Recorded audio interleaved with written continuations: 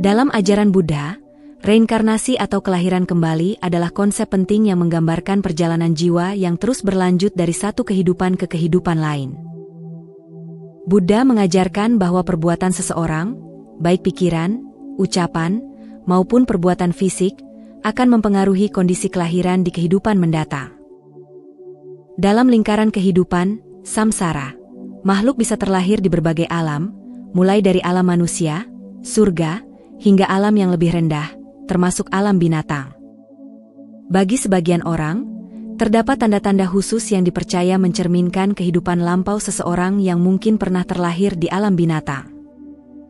Video ini membahas beberapa tanda yang kerap dikaitkan dengan kehidupan lampau seseorang di alam binatang, lengkap dengan penjelasan dari sudut pandang ajaran Buddha, dan bagaimana tanda-tanda ini bisa dimaknai sebagai bahan refleksi untuk pertumbuhan batin. Tanpa berlama-lama, ayo langsung saja kita mulai. 1. Kecenderungan berperilaku insting dan naluri. Tanda pertama yang sering dianggap menunjukkan kehidupan lampau di alam binatang adalah kecenderungan seseorang untuk bertindak berdasarkan insting atau naluri tanpa banyak berpikir. Mereka yang memiliki sifat ini cenderung bereaksi cepat terhadap situasi, terutama dalam kondisi yang terasa mengancam atau mendesak. Contohnya adalah seseorang yang langsung menarik diri dari situasi berisiko tanpa mempertimbangkan alternatif, atau yang selalu mengutamakan keamanan fisik di atas segalanya, bahkan dalam situasi yang sebenarnya tidak membahayakan. Insting mereka terasa begitu kuat, seolah-olah ada dorongan alamiah yang sulit ditolak. Reaksi-reaksi cepat ini sering juga muncul sebagai tindakan impulsif. Misalnya ketika seseorang membuat keputusan tanpa berpikir panjang atau tergoda untuk mengikuti keinginan mendesak yang tiba-tiba muncul. Hal ini mirip dengan perilaku binatang yang harus berjuang untuk bertahan hidup dengan mengandalkan naluri dasar. Hewan-hewan, misalnya, harus selalu waspada terhadap bahaya yang datang tiba-tiba, sehingga mereka bertindak spontan demi melindungi diri atau memenuhi kebutuhan dasar seperti mencari makanan. Ajaran Buddha menjelaskan bahwa pola perilaku seperti ini bisa berasal dari pengaruh karma kehidupan sebelumnya, khususnya jika seseorang pernah terlahir di alam binatang. Kehidupan di alam tersebut menuntut kemampuan untuk bertahan hidup dengan cepat dan tanpa banyak pertimbangan. Oleh karena itu, ketika seseorang menunjukkan pola pikir dan perilaku instingtif yang kuat, ini bisa jadi merupakan jejak kehidupan lampau yang belum sepenuhnya hilang. Karma yang terlahir di alam binatang mungkin masih menanamkan kebutuhan akan perlindungan fisik dan reaksi cepat dalam diri seseorang di kehidupan sekarang. Namun, memahami sifat ini bukanlah untuk menilai atau merendahkan diri, melainkan untuk membantu mengolah diri menjadi lebih bijak. Ketika kita menyadari adanya kecenderungan bertindak tanpa pertimbangan matang, hal ini bisa menjadi bahan introspeksi. Dengan meditasi dan kesadaran diri, seseorang dapat mulai melepaskan pengaruh karma lama ini dan mengembangkan sikap yang lebih tenang dan penuh pertimbangan.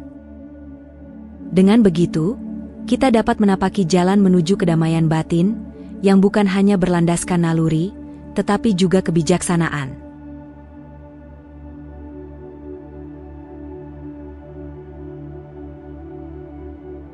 Dua, rasa takut berlebihan pada hal-hal tertentu. Banyak orang mungkin merasakan ketakutan yang kuat terhadap hal-hal tertentu. Kegelapan yang terasa menyesakan, suara-suara tiba-tiba yang menggema, atau bahkan makhluk kecil seperti serangga yang membuat kita bergidik. Menurut ajaran Buddha, ketakutan-ketakutan yang begitu kuat terhadap hal-hal spesifik ini bisa jadi bukan sekadar cerminan pengalaman masa kecil atau lingkungan hidup kita saat ini, melainkan bisa jadi jejak karma dari kehidupan lampau di alam binatang. Di sana, makhluk hidup berada dalam kondisi waspada terus-menerus, selalu dikelilingi oleh bahaya fisik yang mengintai dari setiap sudut, membuat mereka hidup dalam ketegangan dan rasa takut. Di alam binatang, kewaspadaan dan rasa takut menjadi bagian dari cara bertahan hidup. Setiap langkah, setiap suara, dan setiap gerakan mendadak bisa menjadi ancaman yang harus diwaspadai. Makhluk yang pernah hidup dalam lingkungan seperti itu akan belajar untuk selalu berjaga-jaga dan bereaksi dengan cepat. Oleh karena itu, ketika jiwa yang pernah melewati alam binatang kembali terlahir sebagai manusia, ada kemungkinan sebagian dari rasa takut yang intens ini ikut terbawa, menjadi reaksi naluriah yang mendalam terhadap situasi tertentu. Hal ini mungkin tidak sepenuhnya disadari, tetapi ketika ketakutan itu muncul, seolah-olah tubuh kita mengenang pengalaman dari kehidupan yang pernah dijalani. Memahami bahwa rasa takut ini bisa berasal dari pengaruh kehidupan lampau, dapat membantu kita merasakan kedamaian dalam menghadapi ketakutan tersebut. Alih-alih merasa terbebani, kita bisa melihatnya sebagai kesempatan untuk menyembuhkan diri dan melepaskan sisa-sisa kekhawatiran yang mungkin sudah lama melekat. Dengan menerima dan mengenali rasa takut ini sebagai bagian dari proses karma, kita bisa mulai mengubahnya menjadi kesempatan untuk mengembangkan keberanian, melatih kesadaran, dan memupuk rasa damai dalam diri. Setiap kali kita mengatasi rasa takut yang muncul, kita pun semakin mendekat pada kebebasan dari karma masa lalu dan mencapai ketenangan sejati. 3. Kecenderungan hidup secara berkelompok atau menyendiri secara ekstrim. Bagi sebagian orang, ada keinginan yang sangat kuat untuk selalu berada di tengah kelompok. Mereka merasa nyaman, aman, dan bahagia ketika dikelilingi oleh orang lain. Sebaliknya, ada pula yang lebih memilih kesendirian, menjauh dari keramaian, dan lebih menikmati keheningan tanpa gangguan. Menurut ajaran Buddha, kecenderungan yang sangat kuat, baik untuk berkelompok maupun untuk menyendiri, mungkin berasal dari pengaruh kehidupan lampau di alam binatang. Di alam itu, beberapa hewan, seperti serigala dan singa, hidup dalam kelompok yang terorganisir, saling bergantung untuk bertahan hidup. Namun, ada juga hewan yang sangat mandiri, seperti harimau atau elang, yang menjalani hidup sendiri dan hanya mengandalkan dirinya sendiri. Ketika seseorang menunjukkan kecenderungan yang ekstrim untuk bergaul atau menyendiri, bisa jadi itu adalah jejak karma yang berasal dari kehidupan lampau sebagai makhluk di alam binatang. Mereka yang dalam kehidupan lampaunya hidup dalam kelompok mungkin merasa aman ketika berada di antara orang-orang yang dianggap keluarga atau sahabat. Sebaliknya, mereka yang pernah menjalani hidup mandiri mungkin merasa bahwa kesendirian adalah ruang aman mereka, tempat di mana mereka bisa menjaga diri dari ancaman luar. Kecenderungan ini, meskipun terlihat sederhana, mungkin menyimpan makna mendalam tentang bagaimana seseorang merespons lingkungannya dan merasa nyaman dalam kehidupan sekarang. Ajaran Buddha menekankan pentingnya keseimbangan antara interaksi sosial dan kedamaian batin. Menjadi bagian dari kelompok atau menikmati kesendirian bukanlah hal yang salah, tetapi terlalu ekstrim ke salah satu sisi dapat menimbulkan ketidakseimbangan dalam kehidupan kita. Hidup berkelompok memberikan dukungan dan rasa kebersamaan, tetapi ketika terlalu bergantung, kita bisa kehilangan jati diri. Di sisi lain, kesendirian memberikan ketenangan dan ruang refleksi, tetapi ketika terlalu berlebihan, bisa membuat kita terasing dan sulit berempati. Buddha mengajarkan bahwa kita perlu menemukan titik tengah, tempat di mana kita bisa merasakan kebahagiaan baik dalam kebersamaan maupun dalam keheningan. Dengan menyadari kecenderungan ini, kita dapat mulai melatih diri untuk lebih fleksibel. Bagi mereka yang terlalu tergantung pada kelompok, ini adalah kesempatan untuk melatih keberanian menemukan jati diri dan ketenangan dalam kesendirian. Bagi yang terbiasa sendiri, ini adalah kesempatan untuk membuka diri dan menyentuh kehangatan dari ikatan sosial. Perlahan, kita akan menemukan keseimbangan antara kebutuhan akan interaksi dan ruang pribadi, sebuah keseimbangan yang membantu kita berjalan lebih damai dan harmonis dalam perjalanan spiritual kita.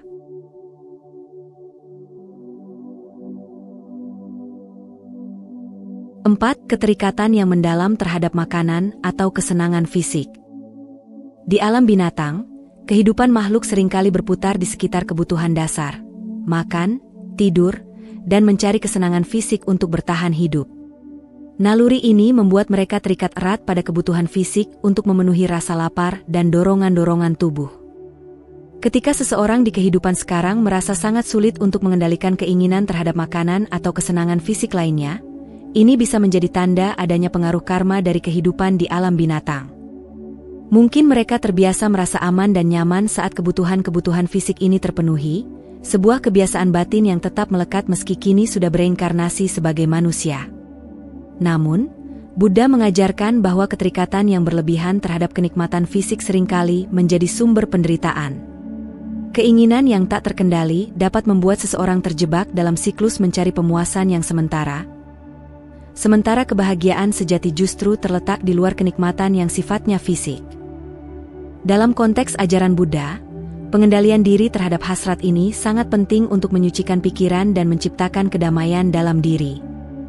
Menyadari keterikatan ini bukan berarti harus meninggalkan kenikmatan dunia, melainkan belajar untuk menikmatinya dengan penuh kesadaran dan tanpa berlebihan, agar tidak tergelincir ke dalam lingkaran keinginan yang tak berujung. Dengan memahami bahwa kelekatan ini mungkin berasal dari karma masa lalu, seseorang dapat mulai melatih diri untuk menciptakan keseimbangan antara kebutuhan fisik dan spiritual. Ini adalah kesempatan untuk menumbuhkan kesadaran dan kebijaksanaan, sehingga kita bisa menikmati segala hal dengan rasa syukur dan tanpa keterikatan yang berlebihan. Melalui pengendalian diri yang tulus, kita mulai memutus rantai pengaruh kehidupan lampau yang mungkin mengikat dan mencapai kebebasan batin yang lebih mendalam.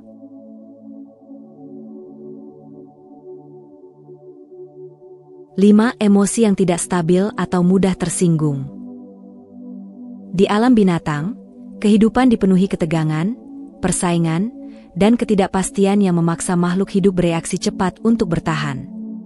Mereka mudah marah, takut, dan cemas, terutama ketika berhadapan dengan bahaya atau berjuang untuk makanan dan wilayah. Respons emosional yang tajam ini menjadi naluri alami yang memungkinkan mereka bertahan hidup dalam lingkungan yang keras.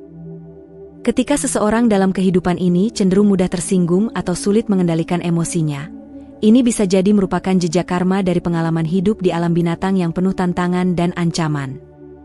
Bagi seseorang yang masih membawa pengaruh emosi yang tidak stabil ini, kehidupan sehari-hari bisa menjadi medan yang penuh tekanan.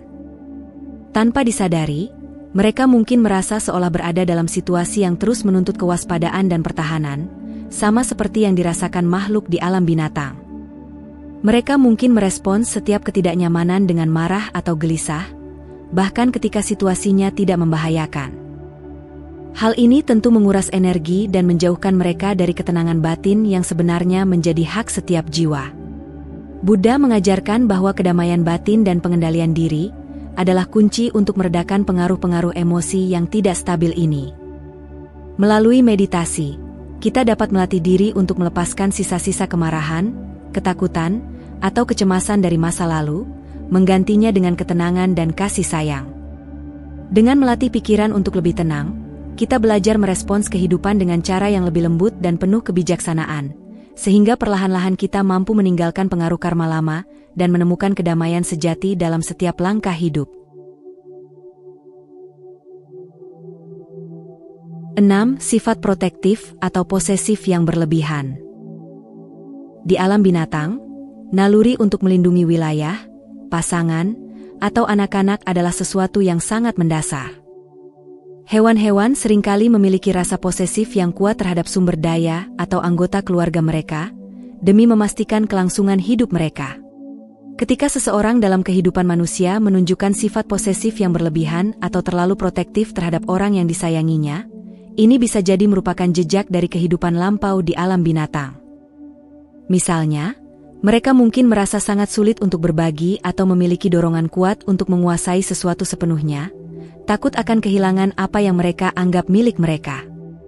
Sikap protektif atau posesif ini mungkin muncul tanpa disadari dalam berbagai aspek kehidupan. Seseorang mungkin merasakan ketakutan yang mendalam ketika pasangannya menghabiskan waktu dengan orang lain atau merasa terganggu saat barang miliknya digunakan orang lain, meski hanya sebentar.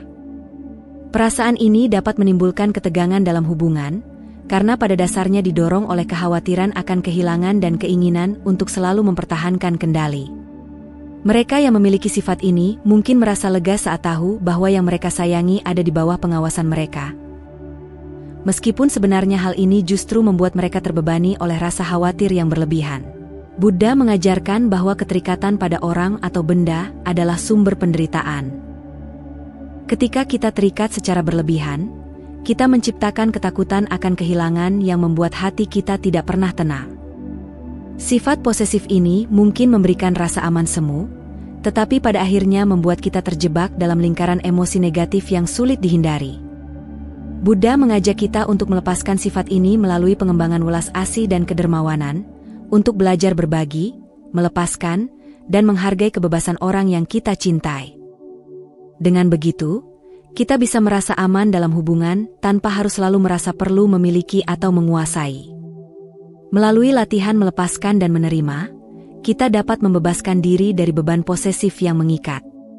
Ketika kita belajar untuk mengasihi dengan tanpa pamrih, rasa tenang akan hadir secara alami dalam hati. Melepaskan bukan berarti kehilangan, melainkan memberikan ruang bagi kasih yang lebih murni dan tidak terbebani. Dengan menumbuhkan kesadaran dan kedermawanan, kita dapat menikmati hubungan dengan orang lain tanpa rasa takut yang menyakitkan dan belajar menjalani hidup dengan jiwa yang bebas, damai, dan penuh kebahagiaan sejati. 7. Kecenderungan mengikuti rutinitas yang sama. Dalam dunia binatang, pola hidup yang tetap dan berulang sangatlah penting untuk kelangsungan hidup. Setiap hari, banyak hewan mengikuti rutinitas yang sama, mencari makan, berburu, atau bahkan bermigrasi sesuai musim, demi bertahan dalam lingkungan yang keras.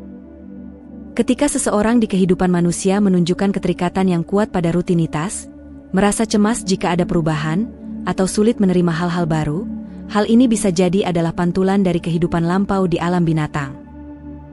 Rutinitas yang sama memberi rasa aman dan kepastian, seolah-olah menempatkan diri dalam jalur yang sudah pasti, jauh dari ketidakpastian.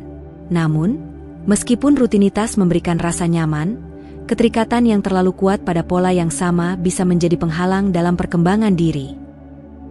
Seseorang yang terlalu terpaku pada rutinitas cenderung menghindari situasi baru atau tantangan, bahkan ketika perubahan tersebut bisa membawa kemajuan atau pengalaman yang memperkaya batin. Rasa takut atau enggan terhadap perubahan ini bisa menghambat pertumbuhan, karena jiwa kita tidak diberi kesempatan untuk menghadapi hal-hal yang menantang dan menginspirasi. Dalam kehidupan sehari-hari, ini mungkin terlihat sebagai keengganan untuk mencoba hal-hal baru, atau bahkan ketakutan mendalam terhadap perubahan. Buddha mengajarkan pentingnya kelenturan dalam berpikir dan berperilaku, karena hidup adalah perubahan yang berkesinambungan. Ketika kita berani melangkah keluar dari rutinitas yang nyaman, kita membuka ruang bagi perkembangan diri yang lebih dalam. Dengan melatih keterbukaan dan rasa ingin tahu, kita dapat belajar menerima perubahan sebagai bagian dari perjalanan hidup yang indah. Mengikuti rutinitas mungkin memberi ketenangan sesaat, tetapi melepaskan keterikatan pada pola yang sama membawa kita menuju kebebasan batin yang lebih besar, membiarkan kita tumbuh dan berkembang dengan penuh kebijaksanaan dan keberanian. Sebagai penutup, harus diingat bahwa pentingnya mengenali tanda-tanda yang mungkin berasal dari kehidupan di alam binatang bukan untuk membangkitkan rasa rendah diri atau menilai seseorang, melainkan untuk meningkatkan kesadaran dan pertumbuhan batin. Jika seseorang menyadari tanda-tanda ini, ia dapat menjadikannya sebagai bahan introspeksi untuk memperbaiki diri. Dalam pandangan Buddha, setiap makhluk memiliki potensi untuk berkembang dan mencapai pencerahan, terlepas dari kehidupan lampau mereka. Tanda-tanda ini dapat menjadi cermin untuk memahami diri sendiri dan memotivasi kita untuk menjalani hidup dengan lebih baik, membangun kebijaksanaan, dan melatih welas asih. Dengan demikian, perjalanan spiritual kita akan menjadi lebih bermakna dan membawa kita lebih dekat pada kebebasan batin yang sejati.